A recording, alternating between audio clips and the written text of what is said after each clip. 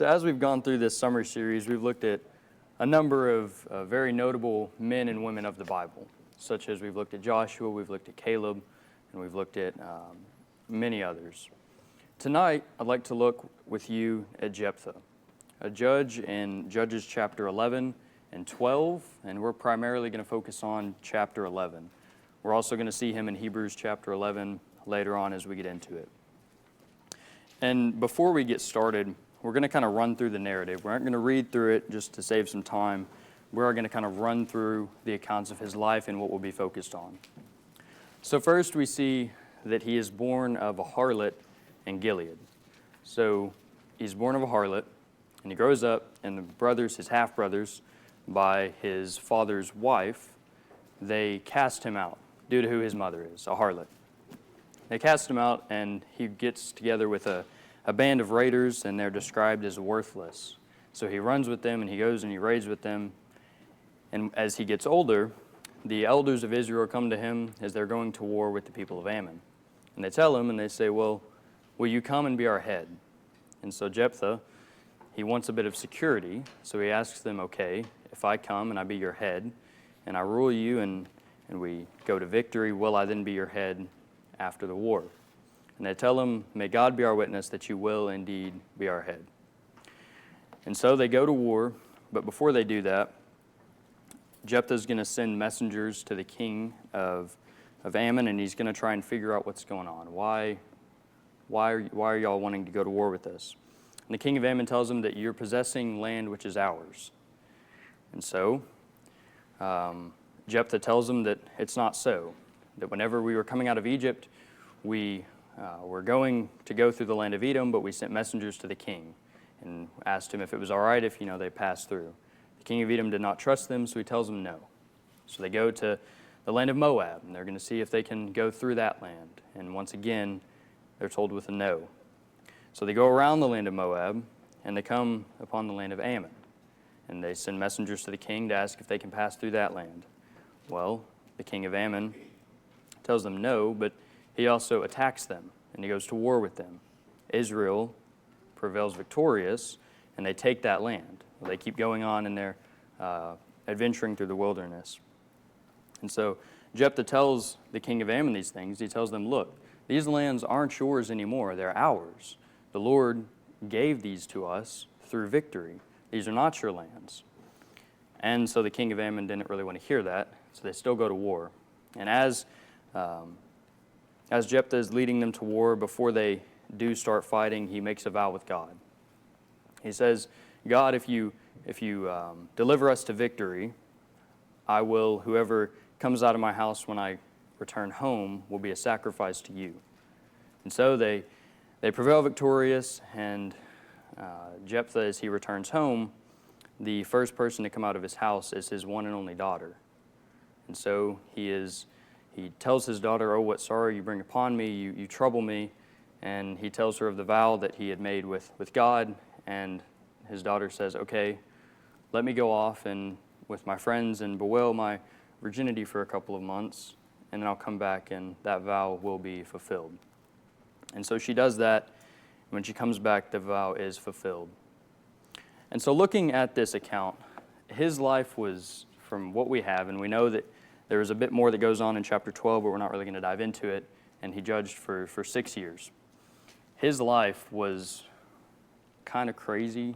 I remember the first time reading this account, it's kind of like, what is going on? There's so much difficulty in like what's going on, right?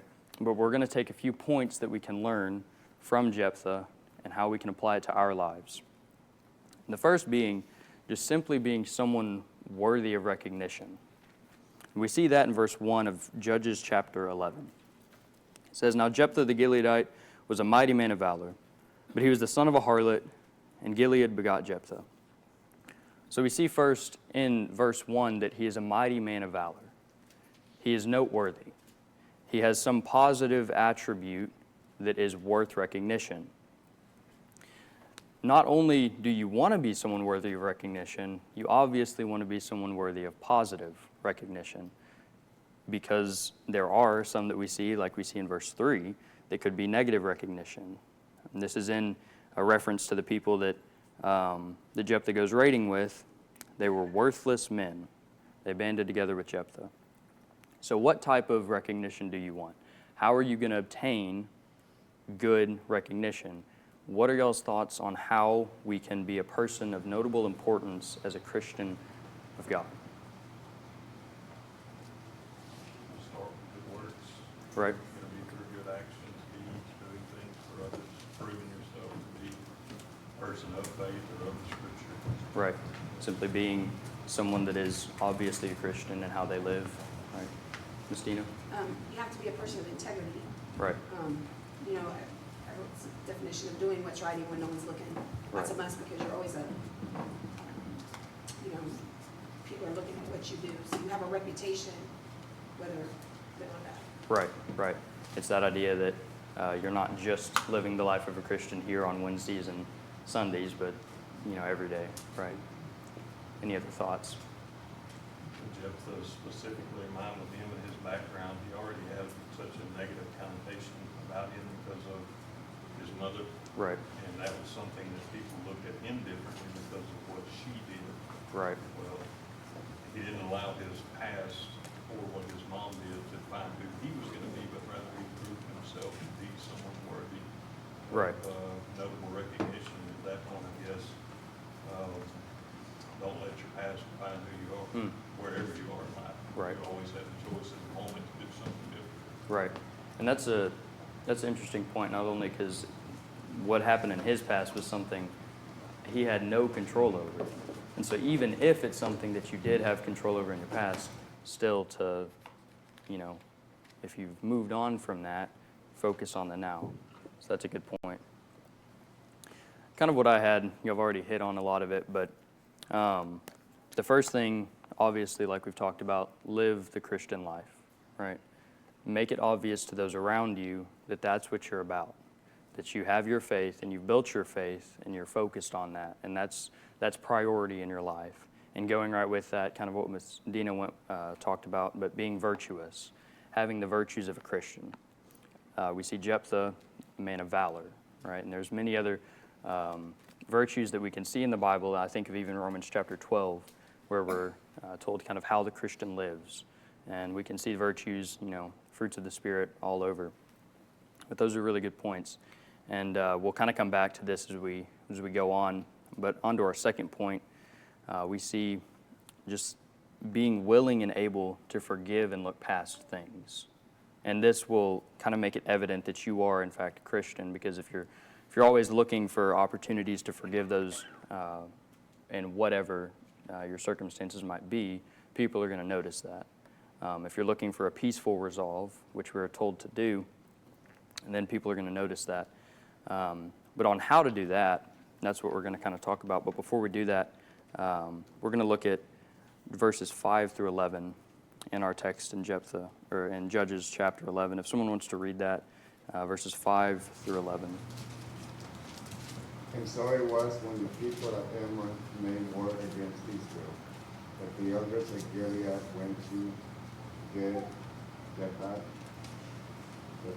from the land of Tob. Then they said to Jephthah, come and be our commander, that we may fight against the people of Hammond. So Jephthah said to the elders of Gilead, did you not hate me and expel me from my father's house? Why have you come to me now when you are in distress? And the elders of Gilead said to Jephthah, that is why we have turned again to you now that you may go with us and fight against the people of Hammond, and be our head over all the inhabitants of Gilead. And the captain said to the elders of Gilead, if you take me back home to fight against the people of Hammond, and the Lord delivers them to me, shall I be your head? And the elders of Gilead said to the captain, the Lord will be a witness between us if you do not do according to your word. Then the captain went to the elders of Gilead, and the people made him head and commander over them. And the captain spoke all his words before the Lord in Mizpah. Thank you.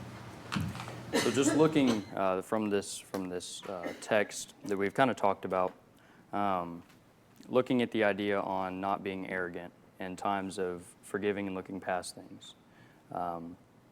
How easy would it have been for Jephthah to be, to have the mindset of, okay, cast me out when I was a child due to who my mother was, something I had no control over, something that I could not have affected in any sort of way, and now that you're in trouble, now that you need help, you want to come to me, and you want me to help you obtain victory.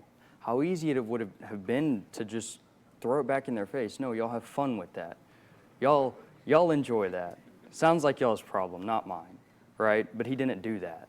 And I think that's a very important thought that we can take from that.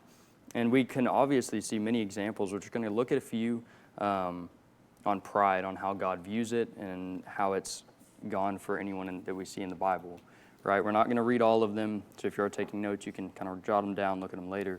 But the first that we're going to kind of take note of is Proverbs chapter 16, verses 18 to 19. It carries that idea of, humility being better. Humility is always the better choice. And then we are going to turn and we're going to look at Proverbs 6, 16 to 17. Proverbs 6, 16 to 17. And in this, we see a list of sins, and it reads, "These 6 things the Lord hates. Yes, 7 are an abomination to him." The very first one, a proud look. We see the idea of an abomination used to describe this sin. This is something that carries the idea of a deep hate and a deep disgust towards. This is something that God utterly hates and has nothing to do with, right? And we know that. And then we also see Luke 18, verses 9 to 12. It's the parable of the Pharisee and the tax collector praying. And we see the prayer, or the Pharisee saying, thank you, God, that I'm not like this tax collector, this sinner. Thank you that I'm not like that. And then we see the tax collector being humble. Again, how easy it would have been for Jephthah to have that idea of that he's higher than, that he's better than, just because these elders are coming back to him now to ask for help. And then we can even take note, the last one we'll take note of is Luke 22, 24 to 30. This is where we see that the disciples arguing as to who's going to be the greatest. And this is right after the Lord's Supper is instituted. This is right after they've had this meal with Jesus and they're walking with Jesus and they're arguing who's going to be the greatest in the kingdom. Now, I think it's going to be me. No, it's going to be me, when obviously they're in the presence of Jesus, right? Pride is not something that God is fond of. And we don't see any sense that Jephthah took part in that. We also see that going along right with that, being the bigger person through that humility. And then you're not the judge of people's hearts. If someone comes to you asking for forgiveness, you can't judge them. You can't judge what their intent is. You can maybe, test in a way. We see Jephthah, he kind of tests their intent in a way that he asks them for a bit of security, if he will remain their head. But he does not judge their hearts. He does not say, yeah, there's no way you'd actually do that. He believes them and he forgives them. I think even of what we see in 1 Samuel 16:7. We do not see men the same that God does. We see men in their outward self. God sees the heart. He sees intent. Think about Joseph whenever he is second to Pharaoh in Egypt. And his brothers come to him and they want to buy food, but obviously they do not recognize him. He does. We know the narrative. He could have judged them, but he didn't. Again, he did test their intent a little bit, but he did not try to judge their hearts. Why is this important? Why is it important as a Christian to look for peace and to look for opportunities to forgive and look past things? Right. Right. Right. You also want that extended to you when you're on the wrong side of that situation. Mm-hmm. Right. Right. And in order to Right. convert others, if they don't see us as peaceful. Exactly. We're trying to evangelize and they see Right. us as hostile and sin us out in the community and things like Right. Yeah, we're told, like Dad pointed out, we're told to forgive. We're told to be peacemakers in Matthew 5. So how, like to your point, are we going to be an evangelist? If people know us as that person to hold grudges, that person to, no, that guy, he's not real. He doesn't look past, cutting into his yard while mowing. He doesn't look past, I don't know, bumping the lawnmower, bumping the mailbox when pulling in. Just stupid stuff or even big stuff maybe. What did you just tell on yourself? It's okay. But- Go forward after this. But whatever it might be, just looking for opportunities to make peace as we're told to. That makes me think of the Israelite servant girl in Naaman, and she helps him. Right. With, I don't even remember what the issue was, but I think he was sending him to Elijah. And he ended up coming back and being, turned to God. Right. So if she wouldn't have kind of thought past of like, this man has just stolen me from my family, stolen me from my home, I've no reason to like this man. She could have never, he could have never turned to God, and in turn, she probably was able to worship too now in a Right. land that she didn't know anything about. It Right. just kind of comes full circle when you just look past Right. all those things and just look to God because he knows best. Absolutely. Even just looking past, yourself in a situation maybe that you were kind of dealt a bad hand like Jephthah, and just looking for ways to serve God. That's an excellent point. Any other thoughts or comments before we move on? Alrighty. So we've looked at being someone worthy of recognition. We've looked at forgiving and looking past things to kind of further that. And another way to further that is including God in your decisions. And we can see that in verse 30 of Judges chapter 11. If y'all would read that with me. In verse 30, it reads, "And Jephthah made a vow to the Lord and said, 'If you will indeed deliver the people of Ammon into my hands,'" and we're going to stop there. We're going to come back to verse 31 later. But the important part here for this point is he went to God. Before they went to battle, he goes to God. We see this many times. I think Joshua 7 verse 8, or 7 chapter 8, whenever they're fighting the people of Ahab. He goes to God and he tries to find the problem. We see this many times. We even see that Jephthah goes to God before this, right after he talks with the elders, and right after he tells them that he will be their head. He tells God of everything, right? We've seen that. And we can include God in our decisions. The first thought I had was being rooted in God. If you're rooted in God, if you're grounded in God, if you're wholly focused on God and living the Christian life like we've talked about, it's going to be that much easier to include him into your decisions. If he is the first thing on your mind in anything, and you can do this by studying, by living like a Christian, how much easier will it be to include him in your decisions? Think of Psalm 1 in verse 3, planted in the rivers of water. Not like the chaff in verse 4, blown away, things like that. Being grounded with your faith. You can even think that have the knowledge that which we do, that God is in control. We can take comfort in that, and we can grow our faith from that. Jephthah clearly knew that God was in control. He went to God, asking him to deliver them to victory. He had the knowledge that God was in control and that God was had all power. And we have examples. We have the compiled Word of God. We have plenty of examples. We even see his providence today, right? We see fruits of that. I think back of kind of what Dad's lesson was this morning, and kind of the seed, right? Even just a seed planted. It can go very far. And then through that, you can have the faith that with God you will overcome, which we can see in verses 32 and 33 of Judges 11, if someone wants to read that for us.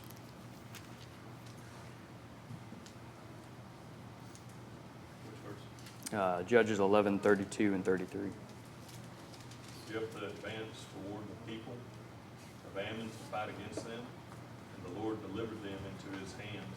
And he defeated them from Aurora as far as Minnith, 20 cities, and to Abel, Karanim, with a very great slaughter.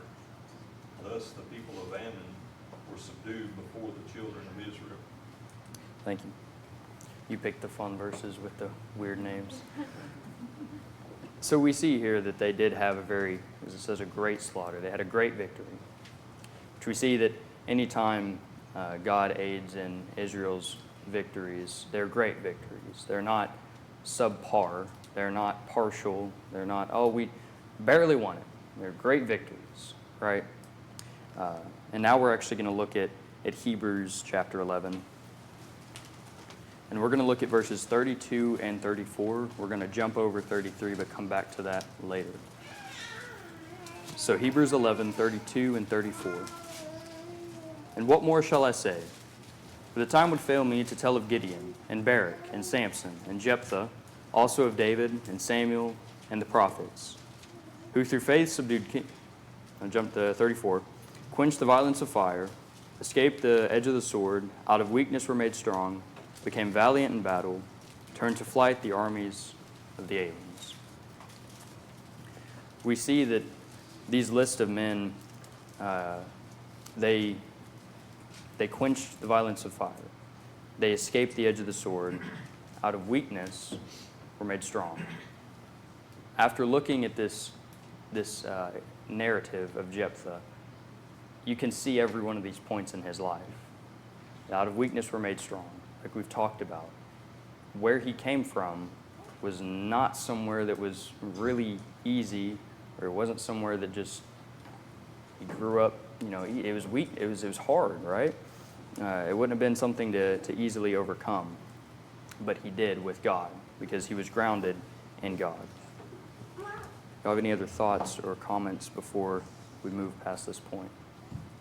Well, something you were saying about verse, and this is back in Judges 11 and verse 30, when Jephthah immediately turned to the Lord about the war that they were about to fight.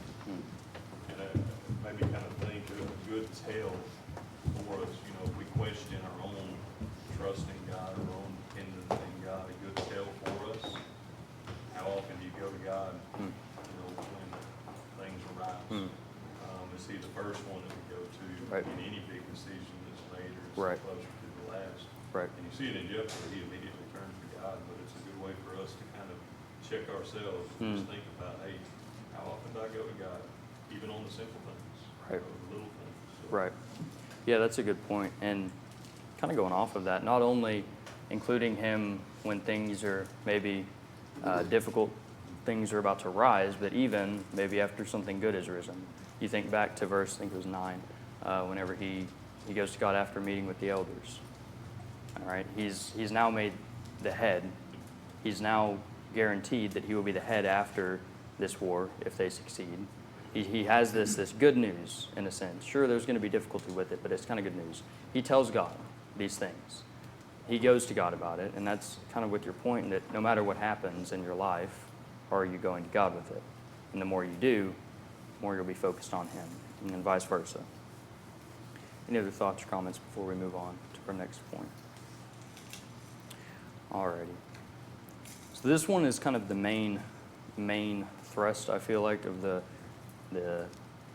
this narrative, and there could be a whole lesson on this point alone. But be careful what you promise.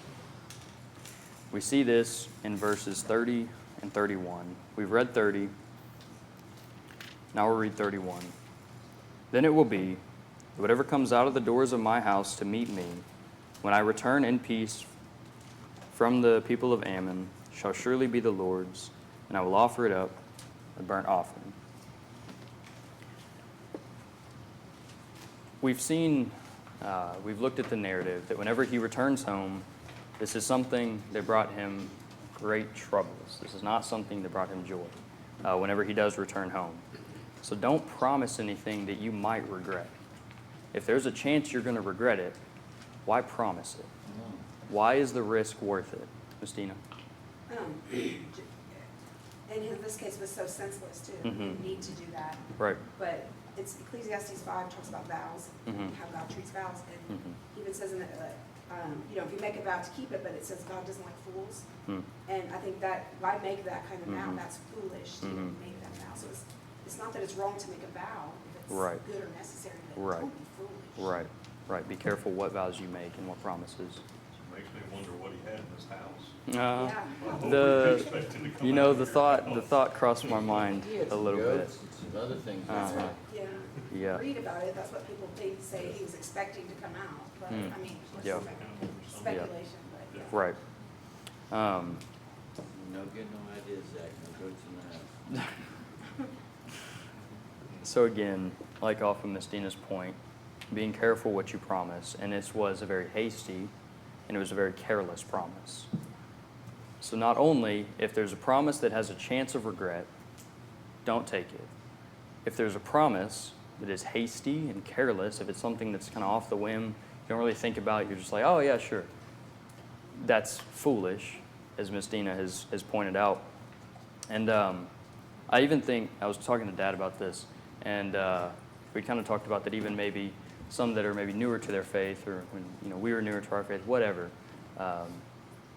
You might hear a prayer like, oh God, if my mother gets through this illness, I'll fully devote my life to you. I'll fully live for you, and I'll be faithful. And that's a promise that really you would hope you'd be able to, in your mind, that's what you want to do. You want to do that.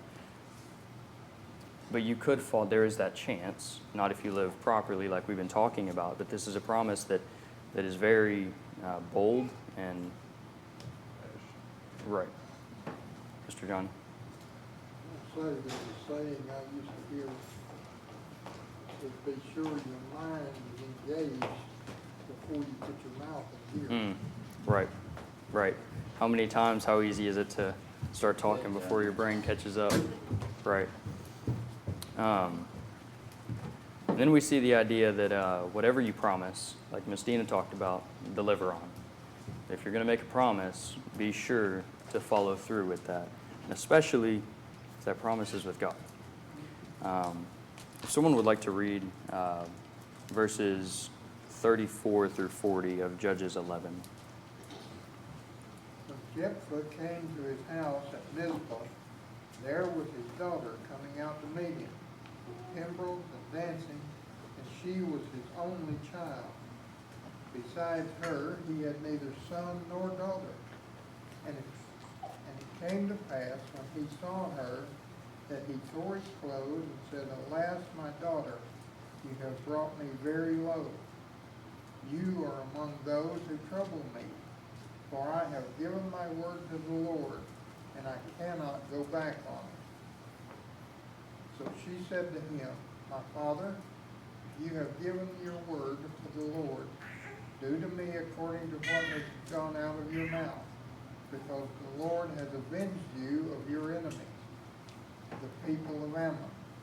Then she said to her father, Let this thing be done for me. Let me alone for 2 months, that I may go and wander on the mountains and bewail my virginity, my friends and I. So he said, Go, and sent her away for 2 months. And she went with her friends and bewailed her virginity on the mountains. And it was so at the end of the 2 months that she returned to her father, and he carried out his vow with her, which he had vowed. She knew no man, and it became a custom in Israel that the daughters of Israel went 4 days each year to lament the daughter of Jephthah the Gileadite. Yes, sir. So looking at this and the idea of delivering on your promises, and we see that Jephthah did deliver on his, even if you've made a promise that might seem just hard to keep, whatever it is, whatever it might be, you have to deliver on it. Jephthah did, and if it's a promise that big, if it's a promise that intense, then surely you can obtain yours. And now there is speculation on what kind of sacrifice that was. The first being that he did in fact kill her and offer her up as a sacrifice. There's also the thought of her being a living sacrifice, her life being a life of servitude towards God. And that's the way that I lean towards more, and it's speculation. But the reasons why is that human sacrifice was never condoned, right, Deuteronomy, which we're going to get to. It was never condoned. It was never, we never see it practiced where God condones it. In fact, like Mr.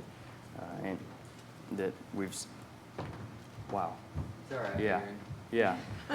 Brain is, Okay, yeah. forgive me. You know, you're good. Don't worry, I got a question for you when you get done with your stuff, so. Okay. You're not getting out of this context. And we see in Deuteronomy 12:31, we see how God views human sacrifice, and especially sacrificial of children. You shall not worship the Lord your God in that way, for every abomination to the Lord which he hates they have done to their gods, for they burn even their sons and daughters in fire to their gods. That idea of abomination, which we've already looked at, is carried on to this sacrificing of humans and specifically children. If we see God condone it, condemn, not condone, he doesn't condone that. If he condemns it here, why then would he accept that in Judges 11? That's contradictory in my mind. That doesn't add up. And even if God was wanting to test the faith of Jephthah to see if he would actually follow through, think about, we see Andrew with his son Isaac, right? Not Andrew. Abraham. My A names are really confused right now. Anyways, All right, I got a question for you. okay, yes, sir. We'll get to that in just 1 second. You think back to that. I mean, he didn't let him follow through with killing his son Isaac. He stopped him, but he tested his faith. He followed through with his faith. So it does not make sense. And I do have another reason, but we'll get to that question real quick before we do that. Okay, so what does it mean to bewail my virginity? Well, Cheeks, right? not to give. Yeah, just She search here. It's okay. was sorrowful and wanted to. But it also says she knew no man. Right, So that's- right. So- She did so not. what She does it remained. mean to bewail the virginity. She was very sorrowful that she was. She would never be able to. She was right, She'll never get to. right. Okay. She'll never have a husband. So why would she go to the mountains with her friends to do this? Because that's. Mr. Pete. What I think factors in as well is when you look at it for Jephthah, this is his only child. And so the fact that she never knew a man meant that his family, his bloodline is over. Right, right. Mr. Chris, you have something? No. No, he ain't bailing you out, so. Well, Oh, I'm sorry. I was gonna say, I think children was a mind, she would never Right, be able Right. to get children. right. This was just a complete side note from all that, just talking about Jephthah's character and the fact that when he did tell her that, okay, this is the promise that Right. I made, she didn't pitch a fit. She was distraught, clearly, and she was upset, but she didn't pitch a fit and say, Daddy, why'd you do that? I can't believe you, look, you know. Right. That wasn't her reaction. It was, so he clearly had taught her and instilled in her that respect and that love for God. Right. And when you do these things, you have to fulfill the promises that Right. you make to God, and she understood that. Right. And she said, okay, I understand, but please let me have this little bit of time. So, I mean, that also speaks to his Right. character Right. of the type of father that he was. It not only goes towards his faith, but that she had her own faith instilled, like you were saying. And it's a very good point to bring out. Thank you. But getting back to on the train of thought of Wandering things. the mountains with your friends bewailing your virginity.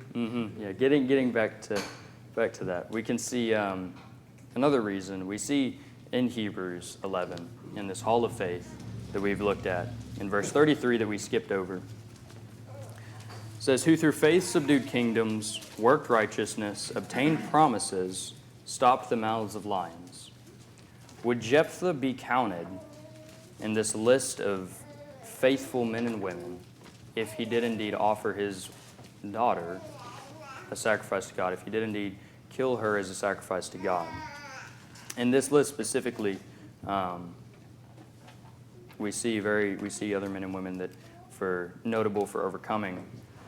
But would he really be included in this list? I would think not.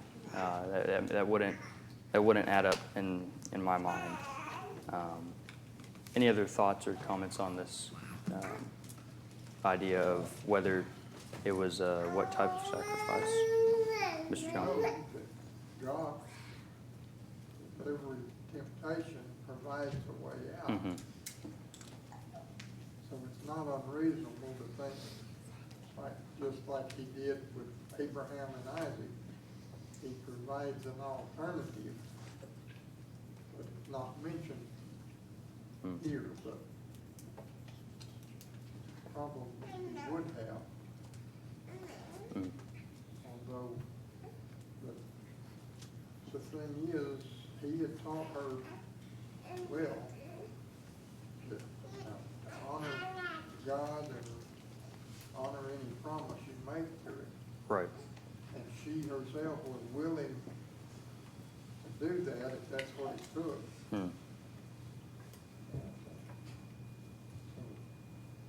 Faith may have provided another way out, but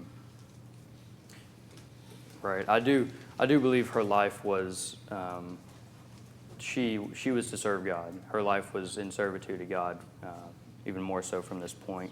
well, with Hannah, she promised to give her son to God if he gave her one, Mm-hmm. and she did. Mm-hmm. That's how we have Samuel. Right. Right. Yes, sir. I see your hand missing that. Yeah. Well, I mean, I've always had a lot of questions about this passage. Mm-hmm. You know, why did he make the vow in the first place? He could have gotten out of that vow, according to Leviticus chapter 5. Mm-hmm. I mean, there was a way out. He could have made a sacrifice and, repented and said, I'm sorry I made that vow. I mean, that's what my understanding was anyway. That he could have gotten out of it, so he didn't. Mm. And then, this vow affected his daughter, it affected him, but it affected his daughter more. And the fact that she carried it out, I mean, she didn't have to, but if she didn't carry it out, then I guess that would have been disobedience. Right. Right. There's just a lot of questions. Right. Right. Yeah, it's there's a lot of speculation, and everyone's entitled to their own opinion on this, but my stance is that her life was in service to God, and that's my view on it. Mr. Aaron, I see your hand. The fact that she went to mourn for 2 months, her virginity supports that maybe the sacrifice was a servitude to God. Right. Right. Right. Yes, sir. Ms. Candy. Morocco's point was the fact that I would think if you knew you only had 2 months to live, you would spend it with all the people that you love, your family, knowing your life is going to be over. You wouldn't want to go far away with just a couple of girlfriends and just in the last 2 months that. I mean, she's specifically mourning this and left everybody to do that. So back to your point, that would never be acceptable to God for her life to be offered up to him. Right. Your Right. life's on the line, you may not come back. Right, yeah. Yeah, if I frolic right on out of the country. It's kind of like in the New Testament when Jesus turns the water to wine. And people think it's wine that would make you drunk. Right. Had he done that, it would have been a sin. He did not sin. The same way with God. In this instance, he would have not taken her life like that because he did not believe in that, and he would not go against his own self. Right. And I believe it's very possible that he did offer a burnt offering but not his daughter, but she still served God, right? Even her service could have been a sweet smelling aroma of burnt offering. But before we run out of time, because we are getting close to that, we're going to move on from this idea. And to our conclusion, going back to that idea, to being a man or woman of notable faith, being someone that is very obviously a Christian and they can be noted. In the context, again, of Hebrews 11, it's this list of people that overcame. We see Jephthah, we see Rahab, Samson, David. We see a list, right? But we do see in verses, this is encouraging, we do see verses 39 and 40 of Hebrews 11. It says, "And these things have obtained a good testimony through faith, did not receive the promise, God having provided something better for us, that they should not be made perfect apart from us." They were not more important in their faith than we today or those around them. Faithful Christians are all important. That even goes again to Romans 12. We have the gospel. These characters, these people that we see in the Old Testament, they did not. They did not have the compiled word. They did not have the gospel like we do today. Yet they still, through faith, overcame. They still had faith. They still obeyed God.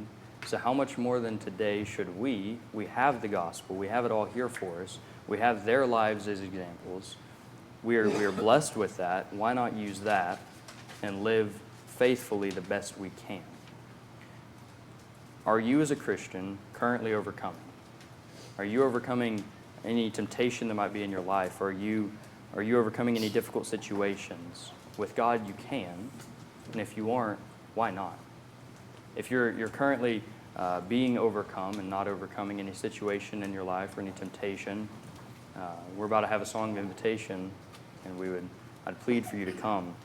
If you have not yet begun your walk with Christ, if you have not yet begun overcoming, if you have not heard, believed, repented, confessed, and been baptized, why not tonight? Why not do that tonight? If you haven't started your faith, or if your faith is not quite where it should be, come now as we stand and as we sing.